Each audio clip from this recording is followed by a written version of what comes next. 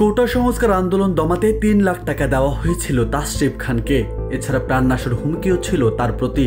তবে দেশের সাথে বেইমানি না করে বাঁচতে আত্মগোপনে যান তাসরিফ খান।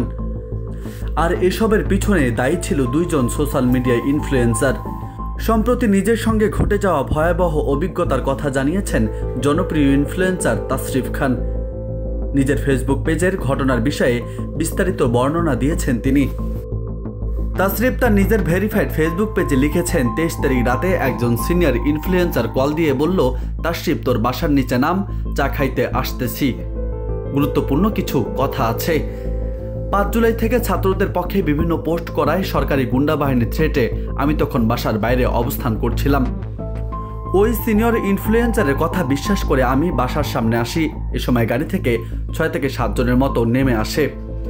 ইনফ্লুয়েন্সার সাহেব আমাকে একটু সাইডে নিয়ে আস্তে করে বুঝিয়ে বলে, সঙ্গে যারা আছে তারা এজেন্সির লোক ও আইন শৃঙ্খলা বাহিনীর সদস্য।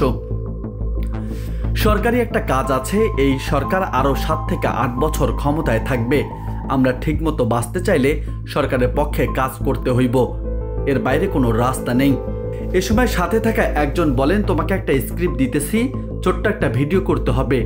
এই ভিডিওটা আমাদের কালকের মধ্যেই লাগবে। পরশু সরাসরি প্রধানমন্ত্রী এই ভিডিও দেখবে এবং তারপর তুমি আপলোড করবা।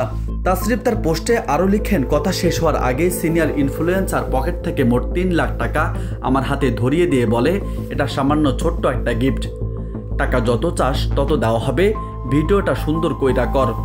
তাসরিফ তার পোস্টে কুড়েঘর ব্যান্ডের শান্তকে নির্যাতনের বর্ণনা দিয়ে লেখেন, শান্তকে নির্যাতনের পর আমি বুদ্ধি খাটিয়ে এড়িয়ে যাওয়ার চেষ্টা করি, কিন্তু তারা জোর করে এবং থ্রেট দেয়। সঙ্গে ওই ইনফ্লুয়েন্সারও আমাকে বলে, তাসরিফ ভিডিওটা তো পিএম দেখবে, সো বুঝা শুনে সুন্দর কইরা করিস। ওই রাতে আমি বাসা থেকে পালিয়ে যাই।